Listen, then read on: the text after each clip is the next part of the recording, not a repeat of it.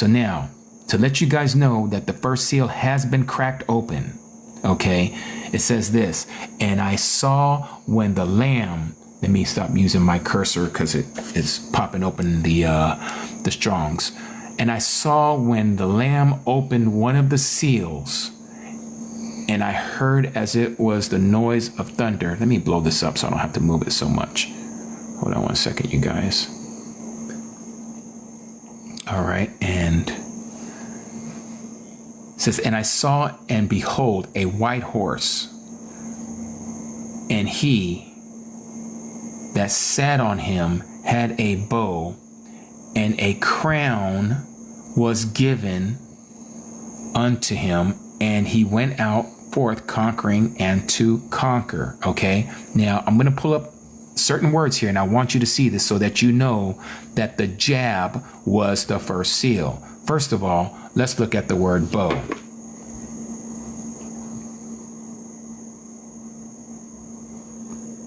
Oh, excuse me, not bow. I wanted to show you crown, and then we'll go to bow.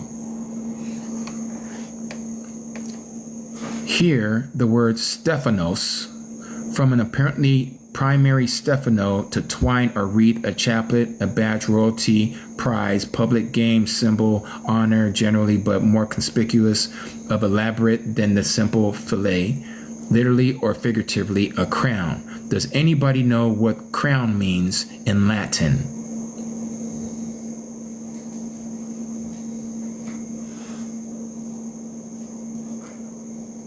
Exactly, Kim. Exactly. Now, with that being said, exactly, Yas daughter. Now, you're all right. Exactly. Now, I want you guys to think of something.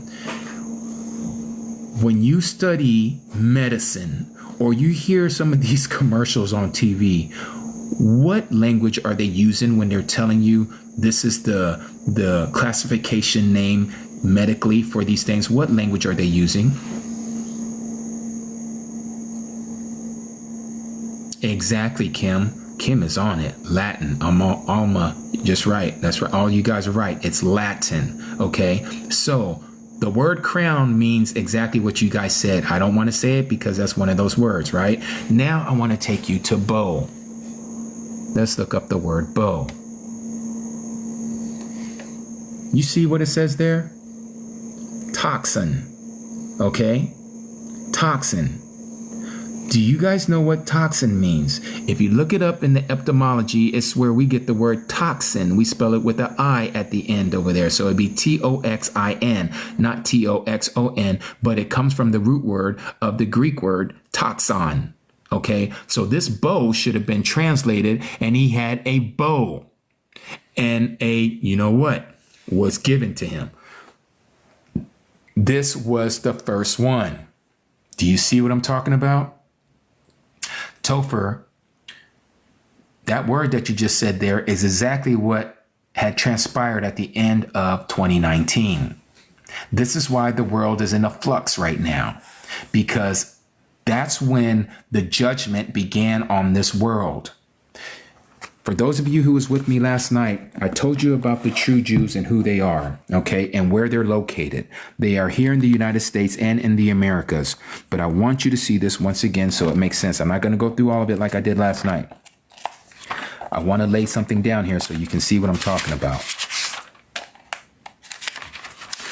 Remember this passage here that I read yesterday for you all? Genesis chapter 15. Starting at verse 12.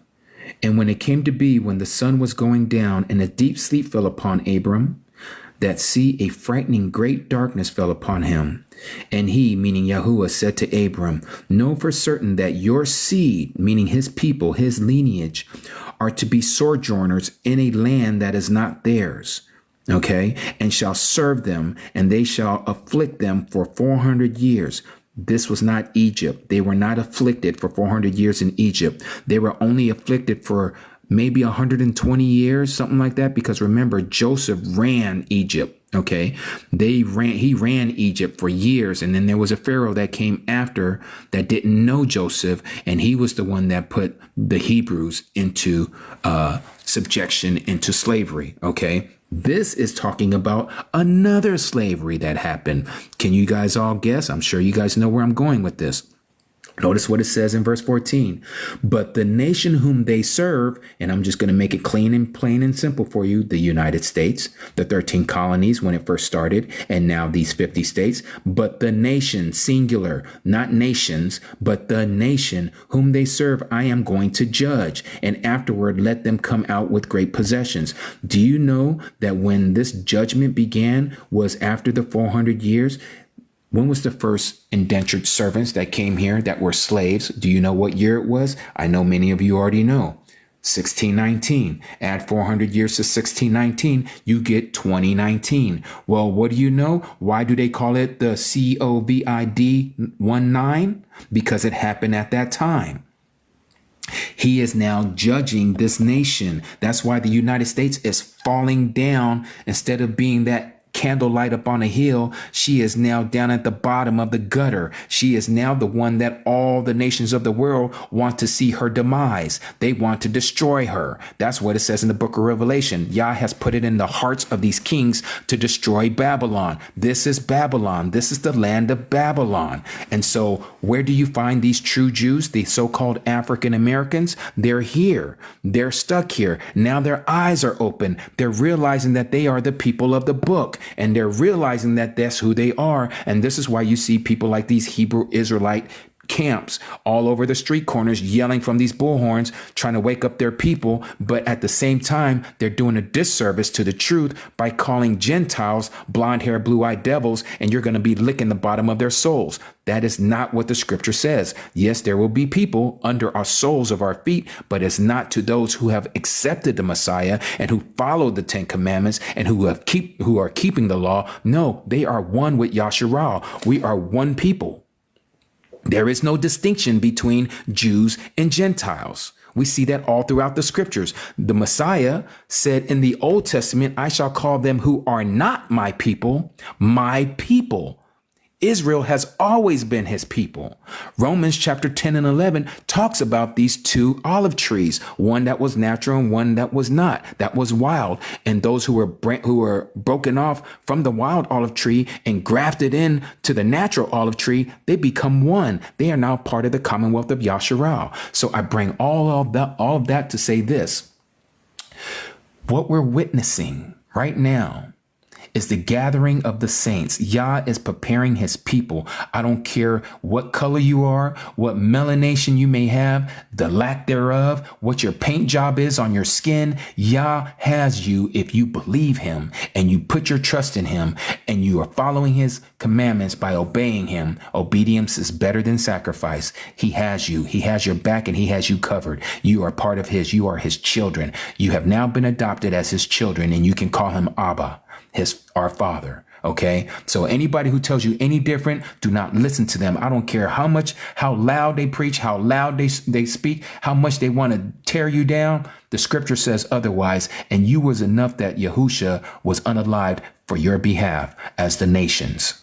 Believe that, because that's all over scripture. Hallelujah. So again, I think I lost my train of thought where I was going with this whole thing about so the second seal. The second seal is what we're seeing right now. When he opened up, and let me just read it from here, and I'll show you what we need to see if I have to go to the Strongs. Okay, so let me go to Revelation chapter 6. I can't believe I just ripped my tab like that. Oh, man. Not something that a little tape won't help. Okay, let me put this back on my cradle. All right, you guys. Yes, warrior, we're going through the tribulation unless we're part of the 144,000. Other than that, you need to strap on your seatbelt and get ready because it's going to be a rough ride and we are to endure to the end. Do not love your life unto the death. So here it is. The war horse, the second seal. And when he opened the second seal, I heard the second living being say, come and see. And another horse fiery red, went out, and it was given to the one who sat on it to take shalom from the Arets, peace from the earth, and that they should slay one another. What does it mean to slay one another? To unalive one another. And a great sword was given to him. This is what we're seeing right now. This is not by accident that we saw the first seal, which was a jab, and then 2022, what happened? Russia and Ukraine jumped off. And then what happened on October 7th? This whole setup that happened between Israel and Hamas started. And now look where we're at in 2024 right now. Now we got the whole world on fire. We got Iran involved, and the United States is involved in all of these. And we're not even talking about Venezuela and Guyana. That's going on in South America, and Brazil is at the helm right there waiting to go against Venezuela on behalf of the United States. But now because of BRICS, that's caused they've thrown a wrench in the spokes, and now Brazil, is lining up with China and Russia and India, and so now they're on one side. Okay, so the whole world is in an upheaval. This is the second seal right now. And so now it seems like everything is all hunky-dory, peace and safety. You know, Trump is coming to the helm. Everything is going to be wonderful. He's going to bring peace to the world. That's not going to happen. Don't put your guards down. For when they say peace and safety, then sudden destruction comes upon them like a woman who's pregnant, who's in labor. And we read that in 1 Thessalonians chapter 5. We just went over that earlier tonight. And so then these are going to be the outcomes of this world war. This is the result of what happens when a war happens. Let me show you. What does it say here about the third seal? About this black horse? And when he opened the third seal, I heard the third living creature saying, "Come and see." And I looked and saw a black horse, and he who sat on it holding a pair of scales in his hand. And I heard a voice in the midst of the four living beings saying, "A measure of wheat for a denarius, and 3 measures of a barley for a denarius, and do not harm the oil and the wine." Now, let's break this down real quick. Who are we talking about? We're talking about the result of a world war, catastrophes and calamities that are going to be happening, where you are not going to get your food like you used to. There's going to be a disruption in commerce. The ships that used to bring all kinds of food to your house, and the 18-wheelers that are running down the highways and the byways, all that's coming to a halt. The whole world is going to be starving. And then guess who's going to show up at the helm? This is going to be the time of the mark of the beast. You got to have your mark to get your rations. That's what you're hearing right here about this black horse. Food is going to be scarce, and it's going to be expensive. And the only way you're going to get your portion of food is you have to take this mark. The same thing that happened to Esau when he was hungry. He sold his birthright for a morsel of food. Are you going to do the same? Are you going to be one of the ones who knows your father's will and his desire for you? Are you going to give it away over a piece of food because you don't know what it feels like to hunger? Because that's what we do on this channel. We put our flesh into subjection in this channel. That's what we do, so that you can be prepared to know what it feels like to have that sting of hunger in your belly. And that your children feel it too. They need to know what it feels like. I'm not telling you to have them go without for days, no. But they need to know that Johnny and Susie just can't have everything at the whim by opening up the pantry and just eating until their belly is full. Because when that day comes and you see this happening, your little Susie or Johnny is going to be the reason for your downfall, because you don't like to see your children starving. And you're going to go over there and you're going to give over to the beast. And you're going to take that mark on your forehead or on your right hand, and you're going to be lost to eternity. All because you are listening to your children. Just like it says in the book of Isaiah, your children shall rule over you. So sad, but it doesn't have to be this way. And so the outcome of the next one is this. And when he opened the fourth seal, I heard the voice of the fourth living creature saying, "Come and see." And I looked, and And so to them over a fourth of the earth to kill with the sword and with the hunger and with death and by the beasts of the earth. Let me clarify what the beasts of the earth is. This isn't your lions and tigers and bears, oh my. No, this is talking about your leaders, your rulers, just like the beasts who came out and the other beasts, the 10 beasts, which are the 10 horns that are on the top of the heads of the 7 heads of the great dragon. These are the 10 kings, also known as the Club of Rome. Google it, look it up. Club of Rome. They already have this world splintered up into 10 pieces. They're ready to do it. They got their agenda set, just like on 9/11. The day after those buildings went down, they just gave me a flag, so let me be careful. I tell you, as soon as you start talking about these things, TT is all over it. You know why? Because the same people who are running this world that are calling themselves those people over there, they're the ones who are ruling this. If we don't speak their agenda and what they're talking about, they'll shut you down. They do it every single time. I just got a flag just now because I'm trying to explain to you guys the same thing that happened back then is the same thing that's getting ready to happen now. It's going to come out of the woodworks like it just happened overnight. Like, where did this 1,000-something page volume book come from that they just had like it was waiting in the wings for this moment in time so that they can bring it out and dust it off and now use it on the people? That's what's going to happen with this. And notice that it says that a quarter of the earth is going to be unalived by this, family. Let's use the numbers that are here right now. What are those numbers? Let's say they're telling us there's 8 billion people on this earth. A quarter of 8 billion people, just use round numbers. We're talking about 2 billion gone. 2 billion. The United States only has 330 something million people. We're talking about 2 billion. That's like what, 6 times the amount of population of the United States going to be gone in this war and the outcome of this war. And so that you know that the mark that the Great Tribulation started at this point. Notice what it says in the 5th seal. And when he opened the 5th seal, I saw under the slaughter place the beings, that is the souls of them that have been slain for the word of Elohim and for the witness which they held. Okay, so the word of Elohim is the Old Testament. And the witness, what witness was that? To the Messiah, that's the New Testament. And they cried with a loud voice, saying, "How long, O Master, set apart and true, until you judge and avenge our blood on those who dwell on the earth?"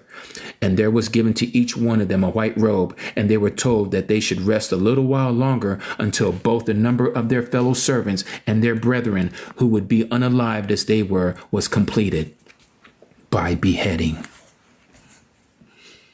That's how that's going to happen. Now we're deep into the Great Tribulation. And so now here comes the second coming of the Messiah, the 6th seal. And I looked when he opened the 6th seal and saw a great earthquake came to be, and the sun became black as cloth of hair, and the moon became as blood, and the stars of the heaven fell to the earth, as a fig tree drops its unripe figs, being. And the kings, or the sovereigns of the earth, and the great ones and the rich ones, and the mighty, the commanders and the mighty, and the slaves, and every free one, and hid themselves in the caves and in the rocks of the mountains, and said to the mountains and the rocks, "Fall on us and hide us from the face of him sitting on the throne and from the wrath of the Lamb." This ain't the wrath of Satan. This is now, we're talking about the 7 bowls, the 7 vials in Revelation chapter 16, because the great day of his wrath has come, and who is able to stand? We're at the end of the Great Tribulation. You want to see why? Because of this right here.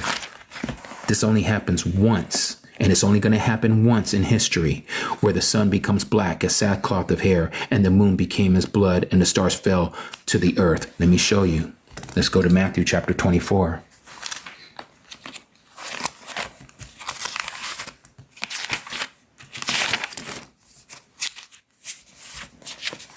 Matthew chapter 24. Okay. Let's read this. Verse 29. And immediately after the distress of those days, your translation, especially in the King James Version, it'll say immediately after the tribulation of those days. There's only one tribulation. And it says, in those days, the sun shall be darkened and the moon shall not give us light and the stars shall fall from heaven. Doesn't this sound familiar like Revelation chapter 6? The sixth seal, and the powers of the heaven shall be shaken. And then the sign of the son of Adam shall appear in the heaven. And then all the tribes of the earth shall mourn, and they shall see the son of Adam coming on the clouds of the heaven with power and much esteem. And he shall send his messengers with the great sound of a trumpet. That is the last trumpet. That is the seventh trumpet. And they shall gather together his chosen ones. That is the elect. That is you and me. That is you and me. Those who believe in the Messiah and hold on to his commandments. He will gather us from the four winds, from one end of the heavens to the other. That's us. Let me take you back to Revelation. He comes with clouds. Isn't that what it says? He comes with clouds. Revelation chapter 1. See, he is coming with clouds, and every eye shall see him, even they who have pierced him, and all the tribes of the earth shall mourn because of him. Yes, Amen. I am the Aleph and the Tav, the beginning and the end, says Yahuwah, who is and who was and who is still to come, the Almighty. Now let me ask you the question. If Yahuwah is the Father, when is he coming? And how is he coming? He is coming in the persona of the Messiah, the Son. He is sending his one and only begotten Son. That was the one who was when he was unalived and who is still to come. He is coming with clouds, family. He is coming with clouds. Let me show you another one.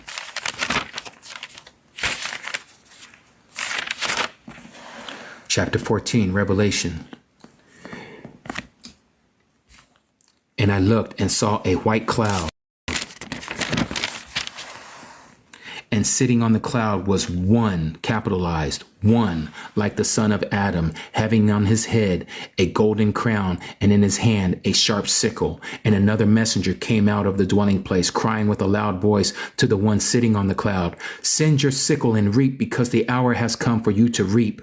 Because the harvest of the earth is ripe. And the one sitting on the cloud thrust in his sickle on the earth, and the earth was reaped. That's you and me. We are going to be reaped.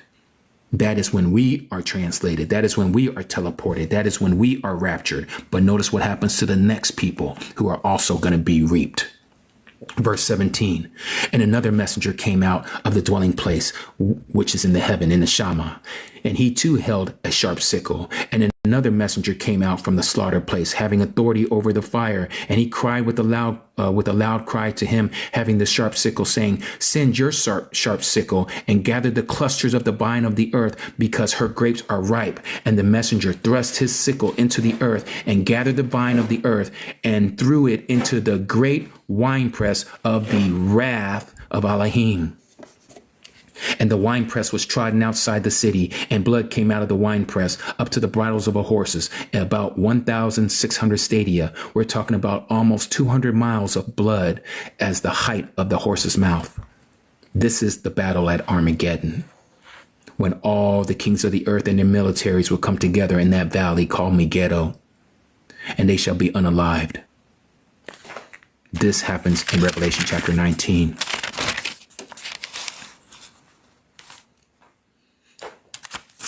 Let me start here from the next page. Notice what it says here. Verse 11. And I saw the heaven open, and there was a white horse, and he who sat on him was called Trustworthy and True, and in righteousness he judges and fights. And his eyes were as a flame of fire, and on his head were many crowns, having a name that had been written, which no one had perceived except himself. And having been dressed in the robe dipped in blood, and his name is called what?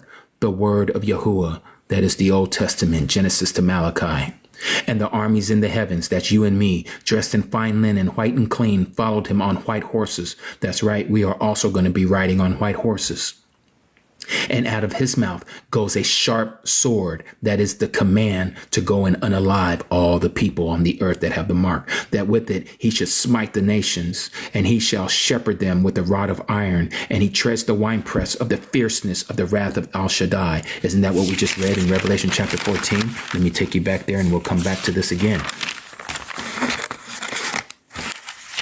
Notice what it says there. Send your sharp sickle and gather the clusters of the vines of the earth, because her grapes are ripe. And notice what it says here at the end. And it says, and he threw in his sickle into the earth and gathered the vine of the earth and threw it into the great winepress of the wrath of Elohim. Here we are. This is what's happening. The fierceness of the wrath of Al Shaddai, that is the Almighty in Hebrew.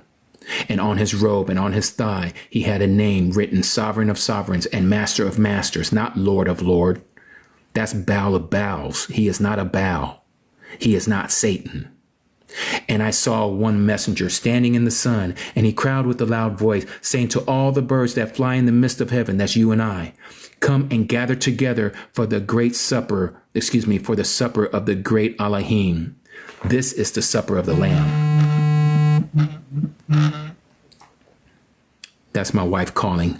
She's about to be wondering. She's going to probably know that I'm on live right now. And so this is the great supper of the Lamb, to eat the flesh of sovereigns, that is the king. Fight him who sat on the horse and his army. That's you and me. We are his army.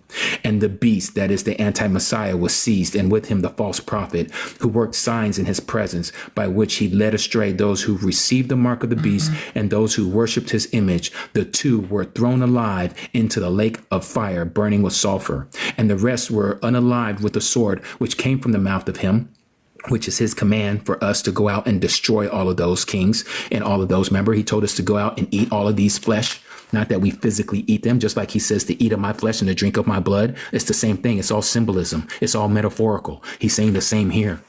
And so he says to us that we are to go and destroy this. Did you not know he's going to do the same thing as he did when Joshua, the son of Nun, Yahusha, the son of Nun, when they crossed over the Jordan into the promised land, which is symbolism of us going into the promised land. Yahusha is going to take us into the promised land. And what did Joshua do? He went and he destroyed Jericho, and he destroyed the other 10 nations that was there as well. All symbolism, all foreshadows of what is going to happen in the end. The same thing that is going to happen here in the book of Revelation.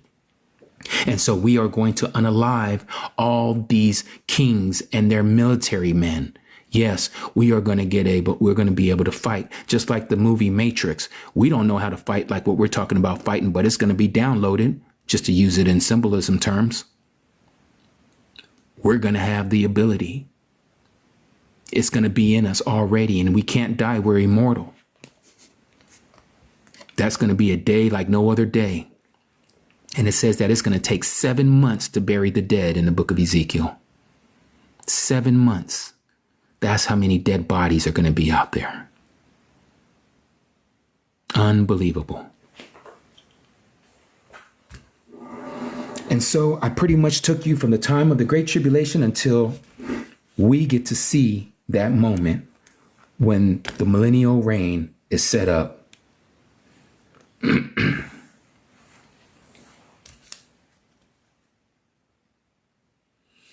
I see somebody's funny here. Gotti, you say, do you believe these imaginary stories? I tell you what, Gotti, you're going to believe it too when that time comes. You may not believe it right now. You want to be a mocker at this? You want to mock Yah's word? That's between you and the Creator who created you. You have been given over to a reprobate mind, my friend. And if you don't change your ways, you're going to find yourself on the wrong side of eternity. And when you're burning in that lake of fire, yeah, you're going to be one of the ones cursing the mighty one, but he won't hear you and he will not save you, and you will never get out of that pit.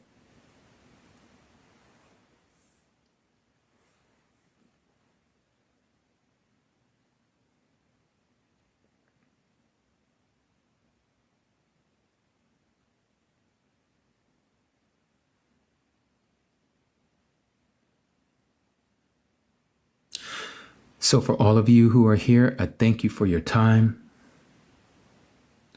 I thank you for this moment that we were able to break the word down together. We will have to do this again. Yes, Denise, what is your question?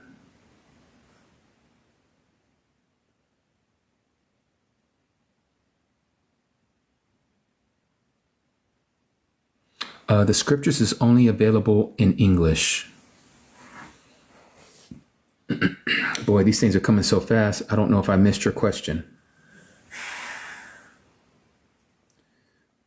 You are all very welcome, but you know who deserves all the thanks. It belongs to our Creator. And I will be back on tomorrow morning and tomorrow afternoon. Tomorrow morning at 8 o'clock West Coast. That'll be 11 o'clock East, and 4:30 West Coast in the evening, which would be 7:30 on the East.